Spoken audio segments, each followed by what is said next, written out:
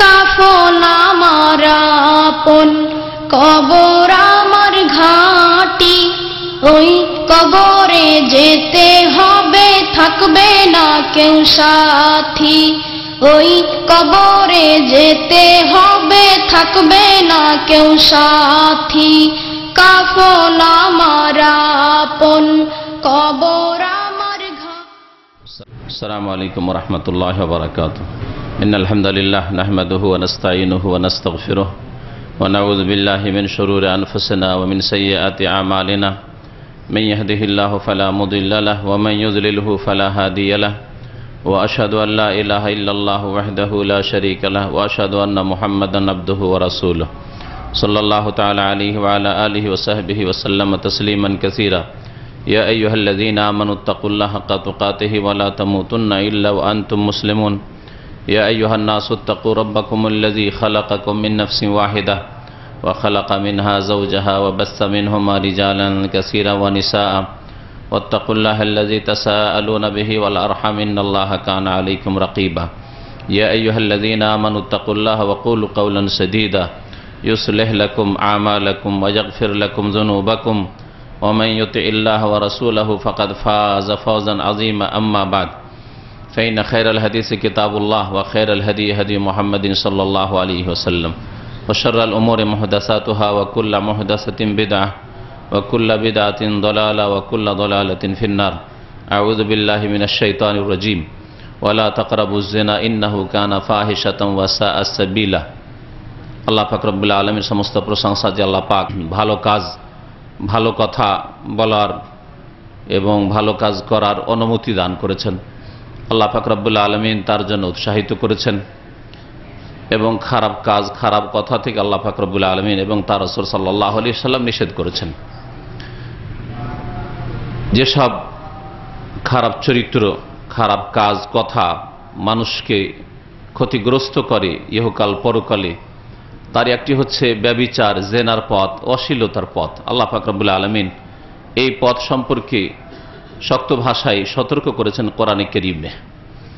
এবং এই অশ্লীলতার পথ থেকে বাঁচার একমাত্র আসল উপায় হচ্ছে আল্লাহ পাক রব্বুল আলামিনের ভয়, ভীতি। যে ভয় যুগে যুগে আম্বিয়া এবং রসুলগণকে, আল্লাহ পাকের নেক বান্দাদেরকে পাপের কাজ থেকে, অন্যায়ের কাজ থেকে, অন্যায় কথা থেকে, অশ্লীলতা থেকে বাঁচিয়ে রেখেছে। প্রিয় নবী মুহাম্মদুর রাসূলুল্লাহ সাল্লাল্লাহু আলাইহি ওয়াসাল্লাম তার একটি সহিহ হাদিস রয়েছে, তাতে ইরশাদ করেছেন, সাবআতুন ইউযিল্লুহুমুল্লাহু ফি যিল্লিহি ইয়াওমা লা যিল্লা ইল্লা যিল্লুহু। 7 প্রকারের মানুষ এমন হবে যাদেরকে আল্লাহ পাক রব্বুল আলামিন কিয়ামতের দিনে স্পেশাল ছায়া দান করবেন, যেদিন আল্লাহ পাকের এই ছায়া ছাড়া আর কোনো ছায়া থাকবে না বিচার দিবসে। তার মধ্যে এক শ্রেণীর মানুষ হচ্ছে রাজুলুন দাআতহু ইমরাআতুন যাতু মানসিবিন ওয়া জামাল ফাকালা ইন্নী আখাফুল্লাহ। এমন এক শ্রেণীর মানুষ যে তাকে প্রলোভন দিয়েছিল এমন এক সুন্দরী এবং সম্ভ্রান্ত বংশের রমণী, যাতু মানসিব ওয়া জামাল। এইরকম সুন্দরী এবং এইরকম প্রভাবশালী পরিবারের কোনো মহিলা, কোনো রমণী তাকে ডেকেছিল অশ্লীল কাজে। ফাকালা, তখন জবাবে বলেছিল, ইন্নী আখাফুল্লাহ, আমি আল্লাহকে ভয় করি, আমি আল্লাহকে ভয় করি। এই জবাব দিয়েছিল। একমাত্র পাপ থেকে বাঁচিয়েছিল তাকে আল্লাহ পাকের খৌফ, আল্লাহ পাকের ভয়, ভীতি। সম্মানিত ভাতৃমণ্ডলী, আল্লাহ পাক রব্বুল আলামিনের ভয় এমন একটা বিষয় যা মানুষকে আসলে অন্যায় কাজ, অন্যায় কথা থেকে, পাপ থেকে বাঁচাতে পারে। এছাড়া যেসব সাময়িক কিছু বাধা আছে, যে বাধাগুলি অত্যন্ত দুর্বল বাধা, কিছুক্ষণের জন্য হয়তো সেগুলি বাধা মানুষকে পাপ থেকে রক্ষা করতে পারে, কিন্তু সেটা স্থায়ী নয়, বরং সেই বাধা কেটে গেলেই দ্রুত পাপে লিপ্ত হয়ে যায়। যেমন আমাদের সমাজে অধিকাংশ মানুষ যারা পাপ থেকে বেঁচে আছে তারা আল্লাহর ভয়ে নয়, সামাজিক বাধা একটা। সমাজের নজরে এগুলি খারাপ কাজ, এগুলি খারাপ কথা। পারিবারিক দিক থেকে এগুলি কলঙ্ক, পরিবারের কলঙ্ক হবে, বাপ মায়ের কলঙ্ক হবে, হ্যাঁ, বংশের বদনাম হবে। এই ধরনের কিছু বাধা আছে। লোকে কি বলবে, চক্ষু লজ্জা, এই ধরনের বেশ কিছু বাধা আছে যেগুলি সাময়িক বাধা। এই বাধাগুলি এমন যে সমাজের বাইরে চলে গেলে, যেমন গ্রামের মানুষ ঢাকা শহরে চলে গেলে আর ওই বাধা থাকে না। কে চেনে? পাপ করতে অসুবিধা কি, সিনেমা হলে ঢুকতে অসুবিধা নাকি, বেশ্যাখানায় যেতে অসুবিধা নাকি, হ্যাঁ, আর ওখানে ওই সামাজিক বাধাও নেই, আর পরিবার বদনাম হবে ওই আশঙ্কাও নেই। আর কে বাঁচে, আমি বা বদনাম, আমাকে বা কে চেনে? হ্যাঁ, অনেক দাড়িওয়ালা দাড়িটা ঢেকে দিয়ে, এইভাবে ঢেকে নিয়ে সিনেমা হলে ঢুকে, হ্যাঁ, দাড়িটা একটু চিনে নেবে তো দাড়িটা ঢেকে ঢুকে বাইরে, এলাকার বাইরে গিয়ে সিনেমা হলে ঢুকে পড়লো। তো এসব বাধা মানুষকে কখনো পাপ থেকে বাঁচাতে পারে না। যখনই দেখতে পাবে যে না, এখন তার কেউ দেখে না, সমাজের লোক জানতে পারবে না, পরিবারের লোক টের পাবে না, কারো কাছে আমি বদনাম হব না, আল্লাহর কথা একেবারে গায়েব ব্রেন থেকে, যে আল্লাহ পাক যে দেখছেন, আল্লাহ পাক যে শুনছেন, আল্লাহ পাক যে জানছেন, আল্লাহ পাকের কাছে যে হাজির হইতে হবে, আল্লাহ পাক যে হিসাব নেবেন, জবাবদেহি করতে হবে, আল্লাহ পাক যে জাহান্নাম তৈরি করে রেখেছেন আমার এই মতো এই খারাপ চরিত্রের মানুষদের জন্য, পাপিষ্ঠ লোকদের জন্য, এইসব কথা একেবারে ব্রেন থেকে আউট। যার ফলে অধিকাংশ মানুষ আজকাল হচ্ছে পাপিষ্ঠ বা পাপে লিপ্ত। তাদের অন্তর থেকে আল্লাহ পাকের ভয় ভীতি একেবারে গায়েব হয়ে গেছে। কিন্তু যদি অন্তরে ভয় থাকতো আল্লাহ পাকের, আলাম ইয়ালাম বিআন্নাল্লাহ ইয়ারা, আল্লাহ পাক আম্মা পারার একটি ছোট্ট আয়াত, ক্ষুদ্র আয়াত কিন্তু অত্যন্ত অর্থপূর্ণ আয়াত। মানুষ কি জানে না, আলাম ইয়ালাম, মানুষ কি জানে না আন্নাল্লাহ ইয়ারা, যে আল্লাহ পাক দেখছেন, আল্লাহ পাক প্রত্যক্ষ করছেন। আল্লাহ তো তোমাকে দেখছেন। নাকি আল্লাহ পাক রব্বুল আলামিনকে যত কেউ দেখে তার মধ্যে সবচাইতে দুর্বল মনে করছো? তোমার বাপ দেখলে কখনো এই কাজ করতে না, তোমার মা যদি দেখার আশঙ্কা থাকতো কখনো এইরকম কাজ করতে না, তোমাদের সমাজের কোনো একজন যদি দেখার এটা সম্ভাবনা থাকতো যে কেউ দেখে ফেলবে, আমার ভাবি দেখে ফেলবে, আমার বোন দেখে ফেলবে, গ্রামের এলাকার লোক দেখে ফেলবে, চেয়ারম্যান দেখে ফেলবে, কখনো এই কাজ করতে না, থানা পুলিশ দেখে ফেলবে, কখনো এই কাজ করতে না। আর আল্লাহ পাক রব্বুল আলামিন দেখছেন, আল্লাহ পাককে তাহলে এই সমাজের লোক চাইতে একেবারে দুর্বল অসহায় মনে করছো, বা পরোয়াই নেই তোমার, বেপরোয়া তো। চিন্তা করুন আপনি, যিনি আহকামুল হাকিমিন, যিনি সবচাইতে বেশি ক্ষমতাশীল, যিনি সবচাইতে বেশি জ্ঞানী, ইন্না বাতশা রাব্বিকা লাশাদীদ, যার পাকড়া হচ্ছে অত্যন্ত কঠোর প্রবল, সে আল্লাহ পাক রব্বুল আলামিন আপনার কাছে এত হালকা, আল্লাহ পাকের দেখার বিষয়টি আপনার কাছে এত মূল্যহীন, কোনো মূল্য রাখে না। কেমন মুসলিম আপনি চিন্তা করুন। আলাম ইয়ালাম বিআন্নাল্লাহ ইয়ারা, মানুষ কি চিন্তা করে না যে আল্লাহ পাক দেখছেন, আল্লাহ পাক শুনছেন, আল্লাহ পাক জানছেন? নবী করিম সাল্লাল্লাহু আলাইহি ওয়াসাল্লাম বলছেন যে ওই ব্যক্তিকে আল্লাহ পাক রব্বুল আলামিন জান্নাত তো দেবেন স্পেশাল সেই বিচার দিবসে, হাসরের মাঠে, যখন মানুষ ঘামে হাবুডুবু করবে, নবী করিম সাল্লাল্লাহু আলাইহি ওয়াসাল্লামের সহিহ হাদিস, সেই সময় আল্লাহ পাক রব্বুল আলামিন ছায়া দান করবেন, ইউযিল্লুহুমুল্লাহু ফি যিল্লিহি, আল্লাহ পাক তার স্পেশাল ছায়া দান করবেন। ইন্নী আখাফুল্লাহ বলেছিল, আমি আল্লাহকে ভয় করি, আল্লাহর ভয়ে আমি নামাজ পড়ি, আল্লাহর ভয়ে ফজরে উঠাবার জন্য কোনো লোক লাগে না আমাকে, আল্লাহর ভয়ে আমি গুনাহ থেকে বেঁচে থাকি, আল্লাহ পাক রব্বুল আলামিনের ভয়ে আমি অন্যায় কাজ করি না, অন্যায় কথা বলি না, আল্লাহ পাক রব্বুল আলামিনের ভয়ে আমি জিনার ধারেও যাই না, কাছেও যাই না। ফাকালা ইন্নী আখাফুল্লাহ, এই ভয় আম্বিয়া এবং রাসূলগণের অন্তরে সবচেয়ে বেশি ছিল। তাদের যারা সত্যিকার অনুসারী, সালেহিন, সিদ্দিকিন, সৎকর্মশীল, তাদের অন্তরে সবচেয়ে বেশি ছিল। যুগে যুগে এর বহু ইতিহাস রয়েছে। ইউসুফ আলাইহিস সালামের ঘটনা দেখুন। আর এখানে আরেকটি কথা মনে রাখবেন, যে যত বেশি আল্লাহ পাক রব্বুল আলামিনকে ভয় করবে এবং আল্লাহর ভয়ে গুনাহ থেকে, অন্যায় কথা কাজ থেকে বেঁচে থাকবে, তাকে তত বেশি আল্লাহ পাক সম্মানিত করবেন। আখিরাতে তো করবেন, সবকিছু ধার নয়, যেমন আজকালকার অনেক মানুষে মনে করে, আল্লাহ নগদ নগদ সম্মানিত করবেন। আল্লাহ পাক রব্বুল আলামিন তাকে তত বেশি উত্তম প্রতিদান বদলা দান করবেন। ছাড়লেন একটা ক্ষুদ্র জিনিস, আল্লাহ বড় জিনিস দেবেন। খুব সহজ ভাষায় বোঝার চেষ্টা করে।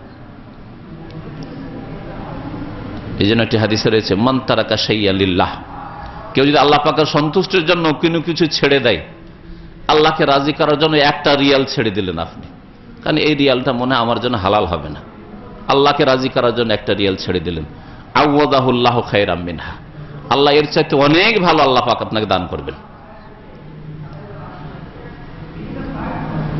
আল্লাহ পাকের সন্তুষ্টির জন্য যে কোনো সময় পাপের সুযোগ পেয়েছিলেন, ভোগবিলাস, হারাম ভোগবিলাসের সুযোগ পেয়েছিলেন, কিন্তু তারাকা শাইআন লিল্লাহ, আল্লাহ পাকের সন্তুষ্টির জন্য আপনি ছেড়েছিলেন যে আল্লাহ আমার রাজি হবে।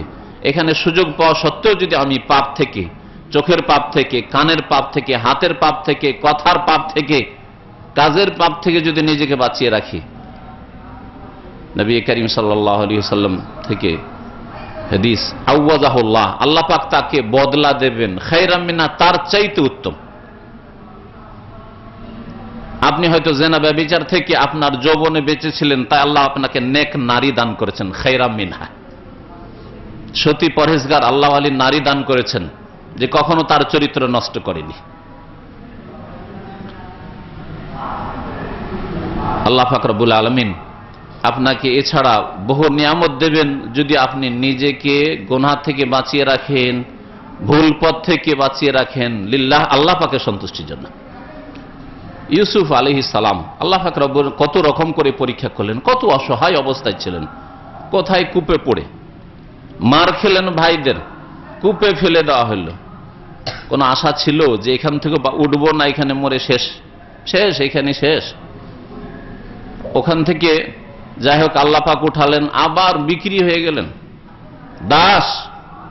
দুনিয়ার সবচেয়ে সুন্দর মানুষ বলা যেতে পারে, বলা হচ্ছে তার সম্পর্কে অর্ধেক সৌন্দর্য, নবী সাল্লাল্লাহু আলাইহি ওয়াসাল্লামের সেই হাদিস রয়েছে, শাতরাল হোসন, অর্ধেক মেরাজের হাদিসে নবী করিম সাল্লাল্লাহু আলাইহি ওয়াসাল্লামের এই কথাটি রয়েছে, ইউসুফ আলাইহিস সালামকে দুনিয়ার সৌন্দর্যকে ভাগ করে অর্ধেক সৌন্দর্য তাকে দেওয়া হয়েছিল।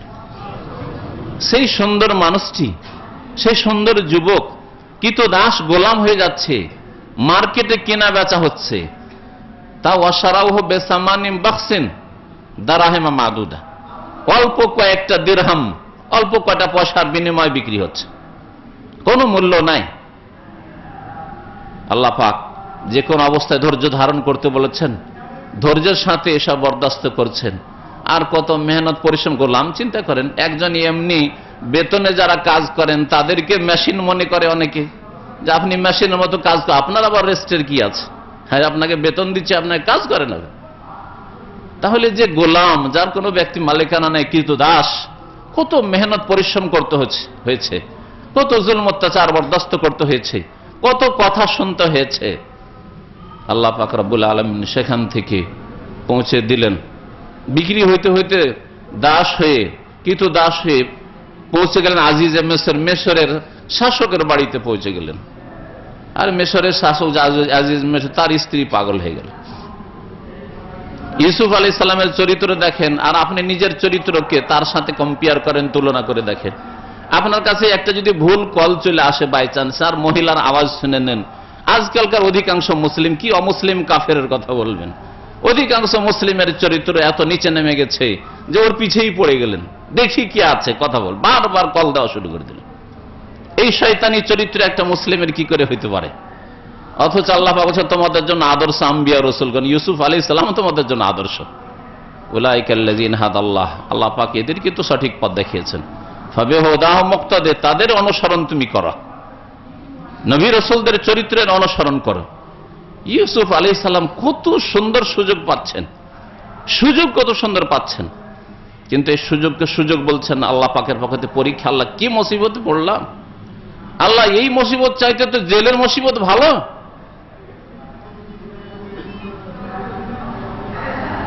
রব্বিস সিজনু আহাব্বু ইলাইয়া মিম্মা ইয়াদউনানি ইলাইহি, আল্লাহ পাকের কাছে দোয়া করছেন যখন এইরকম পরীক্ষা পড়ে গেলেন, যে মিসরের শাসকের স্ত্রী আমার প্রেমে পড়ে গেল, আমার জন্য পাগল হয়ে গেল।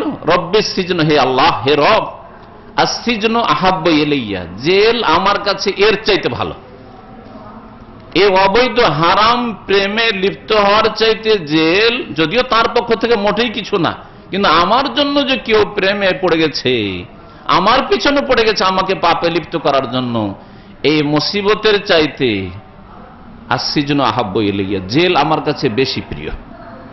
মিম্মা ইয়াদুনানি ইলাইহি, যে পাপের দিকে আহ্বান করছে তার তুলনায় জেল অনেক ভালো, আমার কাছে অনেক প্রিয়। ওয়াইল্লা তাসরিফ আন্নি কায়দাহুন্না, আল্লাহ যদি এদের ষড়যন্ত্র, এই নারী জাতির ফিতনা থেকে তুমি রক্ষা না করো, আসবু ইলাইহিন্না, তাহলে আমি পাপে লিপ্ত হয়ে যাব, তাহলে আমিও হয়তো সেখানে ঝুঁকে যাব, আমিও পাপের দিকে বেড়ে যেতে পারি। ওয়া আকুম মিনাল জাহিলিন, তখন আমি মূর্খ পাপিষ্ঠদের মতো হয়ে যাব। আল্লাহ পাক রব্বুল আলামিন মূর্খ অশিক্ষিতকে বলেননি কোরআনে কারীমে, মূর্খ বলেছেন যারা আল্লাহর দিন মানে না, আল্লাহর দিন মোতাবেক চলে না তাদেরকে। ওয়া আকুম মিনাল জাহিলিন, ইউসুফ আলাইহিস সালাম শিক্ষার দিক থেকে, জ্ঞান বুদ্ধির দিক থেকে মূর্খ ছিলেন না, কিন্তু যদি পাপে লিপ্ত হয়ে যায়, এই মহিলার কথা আমি শুনে নি, আকুম মিনাল জাহিলিন, তাহলে তো আমি জাহিল হয়ে যাব, মূর্খ হয়ে যাব। এই জন্য আবু জাহাল শুধু জাহেল নয়, বরং অজ্ঞতার বাপ, তার মাথা থেকে পা পর্যন্ত অজ্ঞতার বাপ সে আবু জাহাল। এমন না যে তার বিদ্যা বুদ্ধি ছিল না, বিদ্যা বুদ্ধি না থাকলে নেতাগিরি কি করে করবে।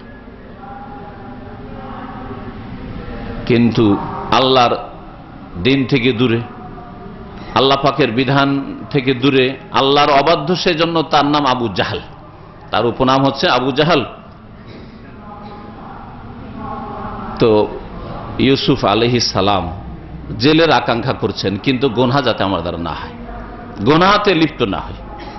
চিন্তা করুন তার চরিত্র, চিন্তা করুন আপনার চরিত্রের কথা, আপনি কেমন মুসলিম চিন্তা করুন। আপনি ইউসুফ আলাইহিস সালাম লম্বা না করে একটু চিন্তা করে দেখুন, ইউসুফ আলাইহিস সালামের পুরো ঘটনা আল্লাহ একটা সূরাই নাযিল করেছেন, এছাড়া অন্য সূরাতেও তার অল্প স্বল্প কথা সংক্ষেপে আল্লাহ বর্ণনা করেছেন, কিন্তু গোটা একটি সূরা শুধু ইউসুফ আলাইহিস সালাম সম্পর্কে, সূরা ইউসুফ। তাদের থেকে শিক্ষণীয় বিষয় যেটি আজকে বলবো, সেটা হচ্ছে যে ইউসুফ আলাইহিস সালাম কোথায় ছিলেন। আল্লাহ পাক রব্বুল আলামিন তার কৃতদাস হইলেও, আরে না খেয়ে তো থাকি না, চাকর হইলেও কার বাড়ির চাকর, রাজার বাড়ির চাকর, যেমন তেমন কথা নাকি, তাই না? এইটুকু কি আল্লাহর বড় ইহসান? অথচ কৃতদাস এখনো, এইটুকু আল্লাহ পাক রব্বুল আলামিন বড় অনুগ্রহ, বড় নিয়ামত মনে করলেন। যখন গুনহার জন্য দরজা সব বন্ধ করে দিল ওই মহিলা, রাজপ্রাসাদের দরজা সবগুলি বন্ধ করে দেওয়া হয়েছে, আর বলল, হাই তালাক, এসো আমার কথা শোনো, আমি যা বলছি তা শোনো। তখন আল্লাহ পাকে বলছে, মাআযাল্লাহ, আল্লাহ তুমি হেফাজত করো, আল্লাহর পানা, আল্লাহর কাছে হেফাজত তলব করি, আল্লাহ তুমি রক্ষা করো, মাআযাল্লাহ, ইন্নাহু রব্বি আহসানা মাসওয়াই, সেই তো আমার আল্লাহ, সেই রব, আহসানা মাসওয়াই, যিনি আমাকে কত সুন্দর স্থান দান করেছেন। আমি তো কোনো গরিবের বাড়িতে পড়ে থাকতে পারতাম, আমি তো ওই কূপেই থেকে যেতে পারতাম, আল্লাহ তো সেখানে রেখে দিতেন, রাস্তাঘাটে কোথাও আমি মরে যেতাম, কিন্তু আল্লাহ পাক এই রাজার বাড়িতে আমাকে স্থান দান করেছেন। যদিও কৃতদাস, এখনো গোলামীর জীবন, কত বড় নিয়ামত আল্লাহ পাকের মনে করছেন। কিন্তু আপনি এত সুখ শান্তি পেয়ে, চাকরি পেয়ে, টাকা পয়সা পেয়ে সন্তুষ্ট হতে পারেন না, খাই খাই মিটেন আপনার, খাই খাই মিটেন আপনার, আল্লাহ পাকের শুকরিয়া আদায় করেন। বরং পয়সা হলে পাপ করা শুরু, যতদিন পয়সা ছিল না অনেক ভালো ছিলেন, 2 পয়সা হয়েছে সেজন্য পাপ করা শুরু হয়েছে, 2 রিয়াল হয়েছে সেই জন্য আপনি খারাপ ছবি দেখা, ফিল্ম দেখা শুরু করেছেন, অশ্লীল ছবি দেখা শুরু করেছেন, ব্লু ফিল্ম, নামাজ ছাড়া শুরু করেছেন, ব্যস্ত হয়ে গেছেন, সময় হয় না। কত বড় নিয়ামত মনে করলেন, অথচ গোলামের জীবন যাপন করছেন তিনি। মাআযাল্লাহ, আল্লাহ পাক হেফাজত করুন আমার, আল্লাহ তোমার পানা চাইছি, ইন্নাহু রব্বি আহসানা মাসওয়াই, কত সুন্দর আল্লাহ জায়গা দান করেছেন। আর আল্লাহ পাকের এই নিয়ামত পেয়ে আমি এখানে, আমি আল্লাহ পাকের নাশুকরি করব, পাপ করব, এখানে জিনা করব, কখনো হইতে পারেন না। ইন্নাহু লা ইফলিহু যালিমুন, জালেমকে আল্লাহ কখনো মুক্তি দেন না, আমি এই জুলম পাপ কোনোদিন করব না। জেলে চলে গেলেন, ফালাবিসা ফি সিজনি বিযা সিনিন, দীর্ঘ কয়েক বছর, 7 বছর জেলে থাকলেন। আল্লাহ কি উত্তম বদলা দিলেন, ধৈর্য ধারণের বদলা, গুনাহ থেকে বেঁচে থাকার বদলা। হ্যাঁ, বালা মুসিবত স্বীকার করা, বালা মুসিবত যতই আসুক না কেন কিন্তু পাপ করব না। তাহলে আমাদের জীবনে শিক্ষণীয় বিষয় হচ্ছে যতই বড় বিপদ আপদ আসুক না কেন বাতিল কথা বলবো না, বাতিল কাজ করব না, হারাম কথা বলবো না, হারাম কাজ করব না, শিরক কুফরি করব না, বিদআত করব না, পাপে লিপ্ত হব না। তাহলে আল্লাহ উত্তম প্রতিদান দেবেন। কোথায় ইউসুফ আলাইহিস সালাম কি তো দাস, বাড়িতে বাড়িতে এক বাড়ি থেকে আরেক বাড়ি বিক্রি হচ্ছে।